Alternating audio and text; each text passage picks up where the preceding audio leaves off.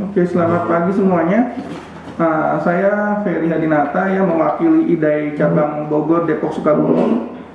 Saya kebetulan diminta Dr. Agung Indra sebagai Ketua Cabang Bogor Depok Sukabumi untuk memberikan sharing ya mengenai mengoptimalkan tumbuh kembang anak dalam masa pandemi COVID-19 ya. Oke, slide.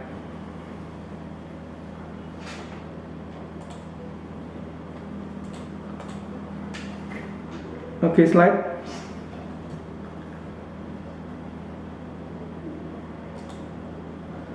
Oke, ini berikut kurikulum vitae saya. Saya lulus spesialis anak di rumah sakit di Universitas Sumatera Utara Medan. Ya, saat ini saya bekerja di Rumah Sakit Fania, di Rumah Sakit Azra dan Rumah Sakit Citama. Saya anggota IDAI Cabang Bogor Depok Sukabumi Jawa Barat ya. Slide. Oke, mungkin kita bahas sedikit mengenai apa itu coronavirus. Seperti yang kita ketahui, coronavirus itu merupakan suatu virus ya. Awalnya itu pada Desember 2019 ya di kota Cina Wuhan. Virus COVID-19 ini termasuk golongan coronavirus. Jadi beberapa golongan coronavirus yang dulu pernah menyebabkan penyakit juga itu seperti Middle East Respiratory Syndrome atau MERS dan Severe Acute Respiratory Syndrome itu dulu kita sebut dengan SARS ya.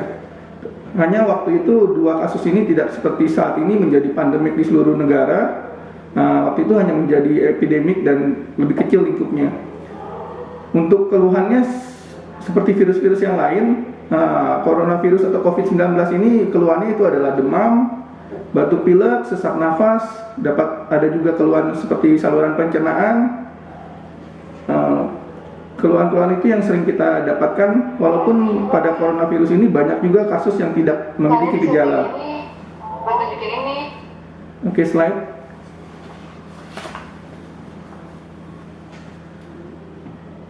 Slide.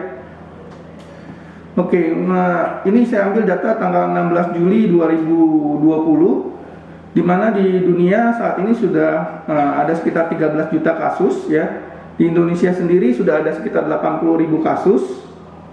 Slide.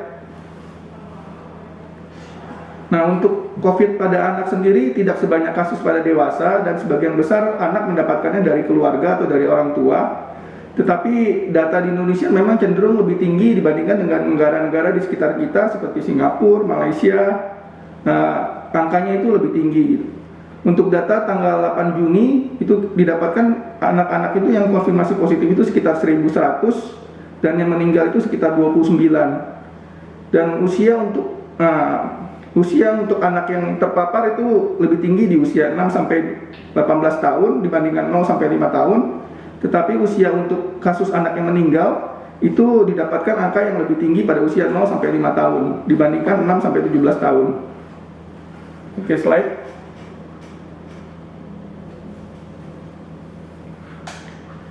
Oke, secara transmisinya atau penularannya itu kita tahu dari droplet atau dahak ya, pada saat kita batuk, saat kita bersin, atau saat kita berbicara,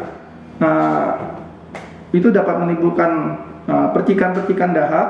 Dan beberapa saat yang lalu WHO juga mengeluarkan pedoman bahwa COVID-19 ini dapat bersifat sebagai airborne, yang berarti dia dapat bertahan di udara sekitar 8 jam.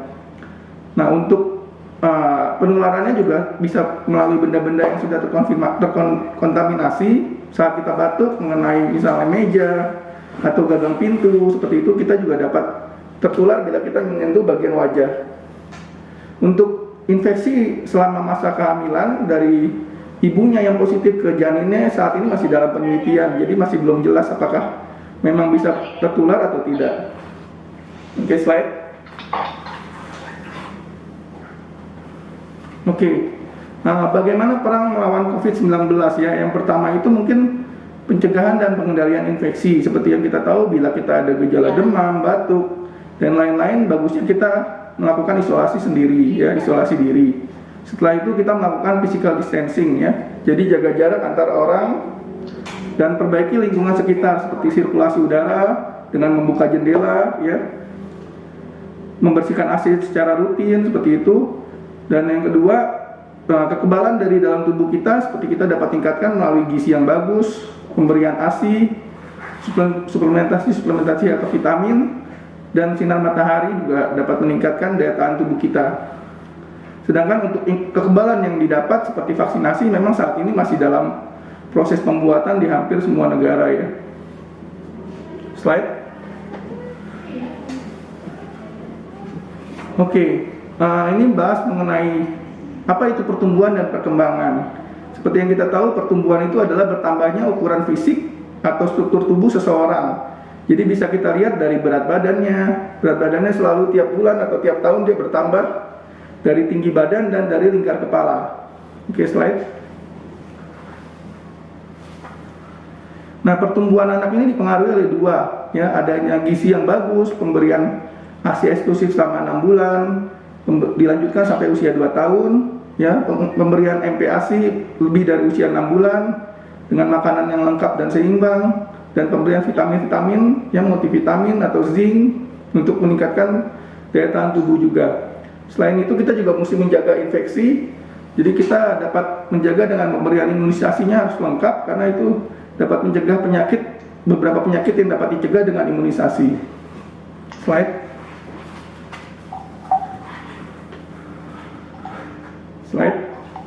Oke. Sekarang perkembangan. Apa itu perkembangan? Perkembangan itu adalah bertambahnya struktur dan fungsi tubuh yang lebih kompleks. Biasanya kita nilai dari 4. Yang pertama adalah gerakan halus. Gerakan halus seperti misalnya anak bisa memegang pulpen, bisa mencoret-coret, bisa menggambar, ya. Yang kedua adalah gerakan kasar. Gerakan kasar itu seperti misalnya dia kapan dia bisa merangkak, kapan dia bisa berjalan, kapan dia bisa duduk. Yang ketiga adalah bicara atau bahasa. Dengan perkembangan kita lihat kapan dia bisa mengucapkan mama, papa, atau satu kata atau satu kalimat, ya, bertambah usia. Yang keempat tentang sosialisasi atau kemandirian. Jadi dia bisa pakai baju sendiri, bisa makan sendiri, mandi sendiri. Nah, ini perkembangan 4 poin yang kita lihat dalam proses perkembangan anak. Slide. Oke. Nah, bagaimana kita tahu pertumbuhan dan perkembangan anak kita itu bagus atau tidak ya? Nah, sebenarnya ada buku yang selama ini kita selalu pegang ya. Pada saat ibu hamil itu sudah mendapatkan buku tentang buku KIA ini ya. Jadi di dalam buku itu sudah lengkap semua, ada grafik-grafik untuk melihat apakah pertumbuhan anak kita bagus, dan perkembangan juga bisa dilihat dari buku ini. Di buku ini ada grafik dari berat badan terhadap umur, tinggi badan terhadap umur, ada grafik lingkar kepala. Tinggal kita lihat berdasarkan usia anak tersebut. Misalnya usianya 1 tahun, kita ukur berat badannya misalnya berapa kilo. Nah, kita lihat di grafik ini, apakah anak ini termasuk yang cukup atau kurang atau berlebih, ya. Untuk lingkar kepala juga dapat dilihat di grafik ini. Oke, slide.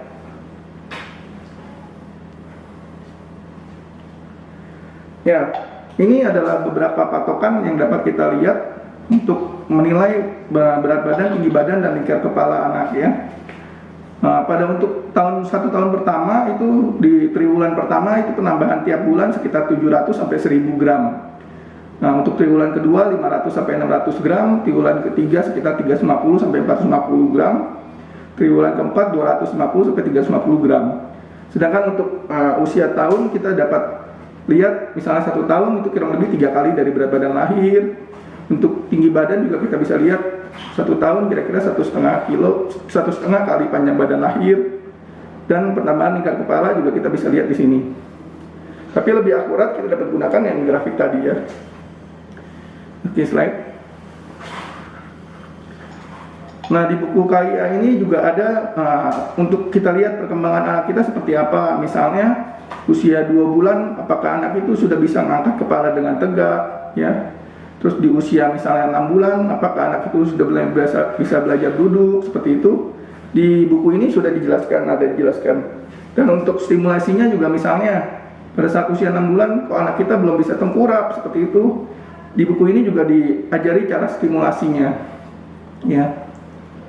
Oke, slide. Nah, bagaimana untuk mencapai tumbuh kembang dan kualitas hidup yang optimal? Itu 3 hal yang kita mesti lihat. yaitu tentang asuh, ASI, dan ASAH ya. Asuh itu adalah kebutuhan tentang biomedis, jadi misalnya menyangkut gizi, tempat tinggal, imunisasi. Nah, ini termasuk dalam asuh. Sedangkan ASIH itu adalah kasih sayang. Ya, bagaimana cara kita memberikan pujian ke anak, memberikan kasih sayang terhadap anak ya. Yang ketiga itu adalah ASAH. ASAH itu adalah memberikan stimulasi atau rangsangan. Jadi misalnya usianya 6 bulan kita latih dia untuk belajar duduk seperti itu. Ya, itu termasuk dalam ASAH. Ini dilakukan oleh keluarga di dalam rumah. Oke, slide.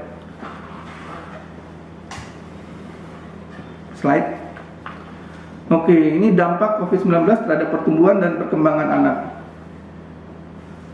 Dimundurin. Oke, dampak COVID-19 terhadap pertumbuhan dan perkembangan anak. Yang pertama itu adalah krisis gizi ya, karena sudah beberapa kasus dijumpai ada lagi timbul stunting ya, dan gizi buruk yang meningkat. Yang kedua itu karena krisis ekonomi ya, potensi kekerasan terhadap anak juga meningkat. Yang ketiga itu krisis pendidikan atau pembelajaran ya. Hal ini yang mesti kita cegah ya, supaya tumbuh kembang anak tetap optimal. Nah, slide.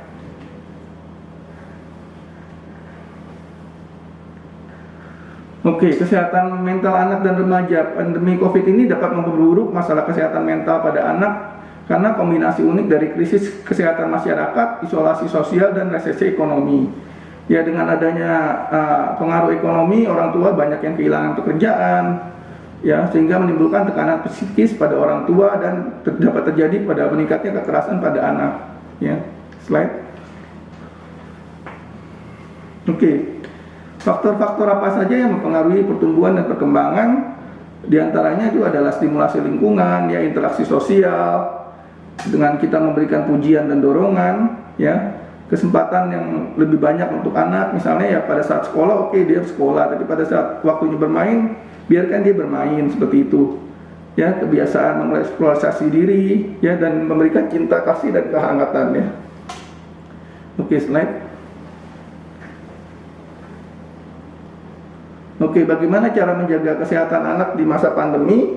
Oke, diantaranya tadi cukupi penuhan kebutuhan gizi pada anak ya, sesuai dengan umur. Tadi 0 sampai 6 bulan ASI, di atas 6 bulan mulai kita coba MPASI ya. Terus stimulasi dan pemantauan perkembangan anak sesuai umur, itu tadi dapat dilihat di dalam buku KIA. Yang ketiga, kenali tanda bahaya bila anak sakit. Ya, mungkin saat ini orang tua semua takut ke rumah sakit ya. Nah, hal-hal apa yang wajib dia tetap harus ke rumah sakit adalah misalnya anaknya kejang, ya, anaknya kurang cairan, ya, anaknya ada sesak nafas, atau misalnya amit-amit kecelakaan. Nah, hal-hal ini jangan ditunda untuk langsung tetap ke rumah sakit ya. Oke, terus ada identifikasi anak yang memerlukan perlindungan. Misalnya ada orang tua yang terkena COVID, kita mesti cari tahu apakah anaknya tertular atau tidak, seperti itu. Dan untuk materi-materi informasi dan edukasi ini di internet sudah banyak ya. Kementerian Kesehatan juga sudah memiliki beberapa materi-materi yang dapat kita download ya. Oke, slide. Nah, untuk IDAI sendiri, Ikatan Dokter Anak Indonesia itu sudah membuat aplikasi untuk tumbuh kembang anak. Itu dapat dilihat mungkin di App Store atau di mana, ada yang namanya adalah Primaku ya. Di situ ada grafik anak terhadap tumbuh kembang dan untuk lihat bagaimana perkembangannya juga di situ ada ya. Mungkin ini bisa kita lihat untuk menjadikan patokan yang lain. Ya, slide. Oke. Nah, yang pertama kita bahas untuk nutrisi ya. Ini rekomendasi nutrisi oleh WHO yang dimana yang pertama itu adalah kita lakukan inisiasi menyusui dini ya, kurang lebih 1 jam setelah bayi lahir. Yang kedua adalah ASI eksklusif selama 6 bulan. Yang ketiga memberikan MPASI diberikan usia 6 bulan atau lebih dengan berikannya adalah tepat waktu, kandungan nutrisinya cukup baik, aman diberikan, dan diberikan dengan cara yang benar. Oke, slide. Nah, ini jelas ada perbedaan antara ASI dan susu formula ya. Makanya kenapa kita selalu meminta untuk melakukan ASI eksklusif, ya. Karena di dalam ASI itu terdapat lebih banyak kandungan-kandungan yang dapat meningkatkan daya tahan tubuh, ya. Ada faktor pelindungan, faktor pertumbuhan, vitamin-vitamin yang tidak dimiliki oleh susu formula, ya. Slide. Oke. Ini adalah komposisi MPASI yang melengkapi zat gizi ASI yang sudah berkurang. Jadi setelah 6 bulan kandungan ASI itu memang memiliki penurunan, ya, dibandingkan 0 sampai 6 bulan. Jadi saat usia 6 bulan kita sudah harus memberikan tambahan makanan, ya. Bagaimana tambahan makanan yang bagus? Yaitu lengkap dan seimbang.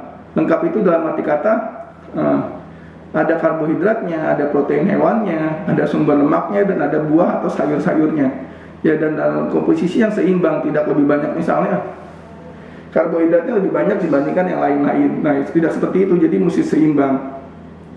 Slide. Oke, selain masalah nutrisi, yang penting juga itu adalah masalah imunisasi, ya. Nah, imunisasi di saat pandemi ini memang memiliki beberapa keterbatasan. Yang pertama itu tetap mesti diberikan dari Ikatan Dokter Anak Indonesia itu menganjurkan tetap diberikan imunisasi, terutama imunisasi dasar sampai usia 18 bulan.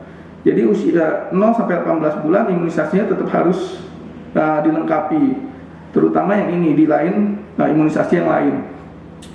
Memang belum ada imunisasi langsung untuk mencegah infeksi dari COVID-19 ini, ya. Imunisasi juga harusnya tetap diberikan sesuai jadwal, kecuali memang bila anaknya sakit, ya.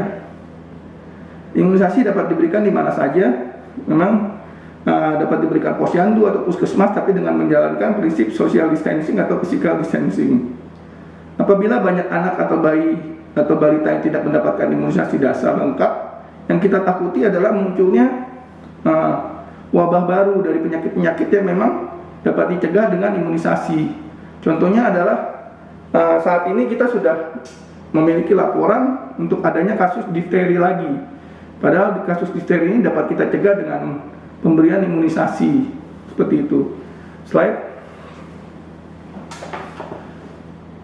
Ya, ini tadi karena kendalanya adalah orang tua takut keluar rumah sakit, cakupan imunisasi ini jadi cenderung rendah dibandingkan sebelum pandemi. Ya, mungkin prinsip-prinsip di posyandu atau di rumah sakit itu sudah banyak diterapkan, ya. Posyandu akan menerapkan physical distancing. Untuk di rumah sakit dia memisahkan antara poli anak sehat dan poli anak sakit, atau mungkin beberapa ada yang melakukan drive-thru atau segala macam, ya.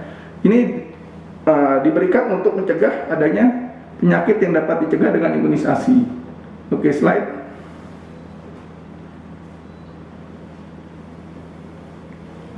Ya, ini imunisasi apa saja sih yang harus diberikan? Untuk yang di bawah 1 tahun itu imunisasinya, imunisasi dasar yang harus diberikan itu adalah pertama begitu bayi lahir diberikan hepatitis B, ya. Setelah umur 1 bulan diberikan BCG dan polio. Umur 2, 3, 4 bulan diberikan gabungan dari imunisasi DPT, hepatitis B dan HIV disertai adanya polio.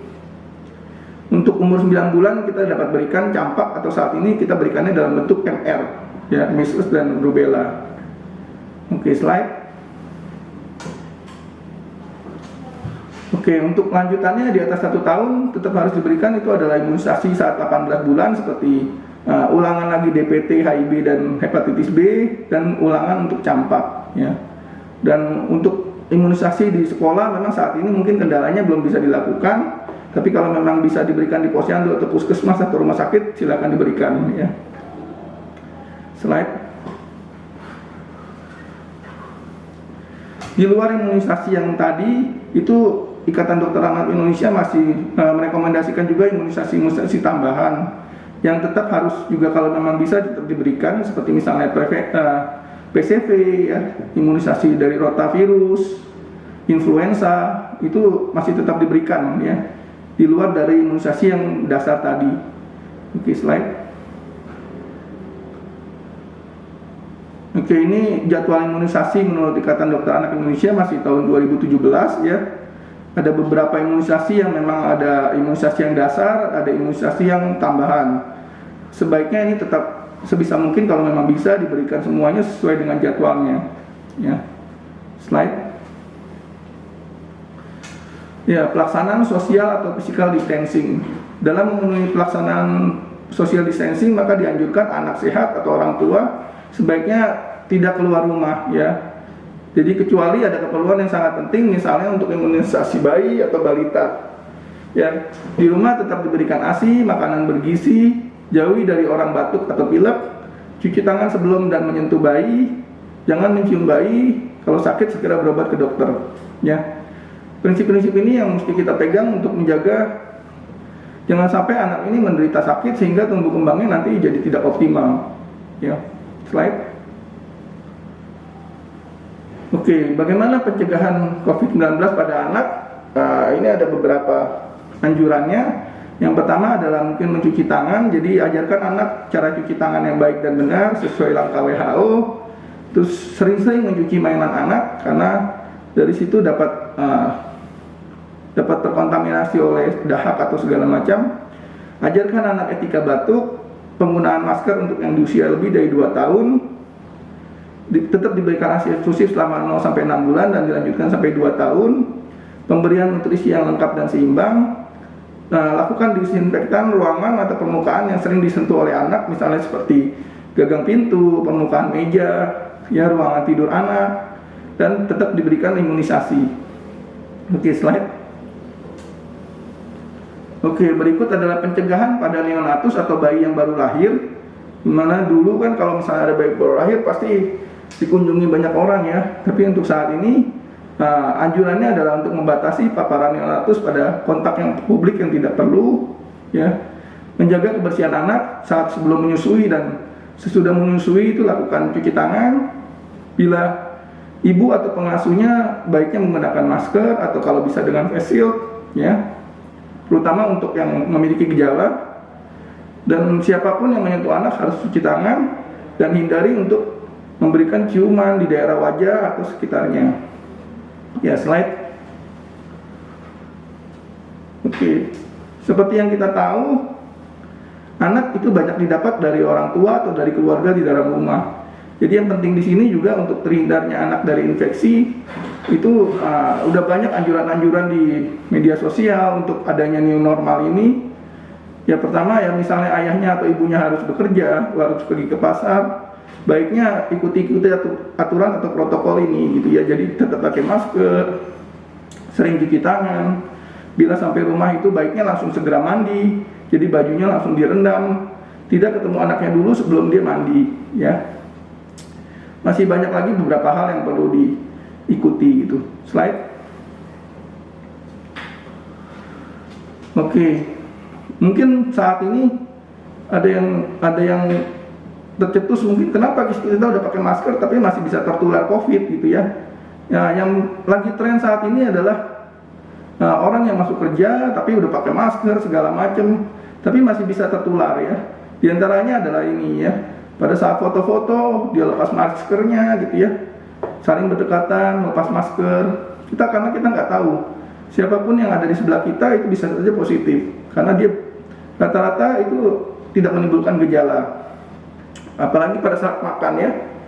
Pada saat makan, jam kantor, istirahat, semua ngumpul gitu dalam satu meja, makan bersama, buka masker, ngobrol-ngobrol gitu ya. Nah, ini yang menjadi penting saat ini karena mungkin orang udah nerapin protokol kesehatan tapi ini lupa gitu ya. Oke, slide. Oke, mungkin take home message dari saya adalah pengukuran berat badan, tinggi badan, dan lingkar kepala harus tetap dipantau, ya, selama di rumah. Stimulasi dan pemantauan perkembangan juga harus dilakukan secara mandiri di rumah. Banyak pedoman-pedoman yang tadi bisa kita lihat dari buku KIA, dari aplikasi Primaku, ya.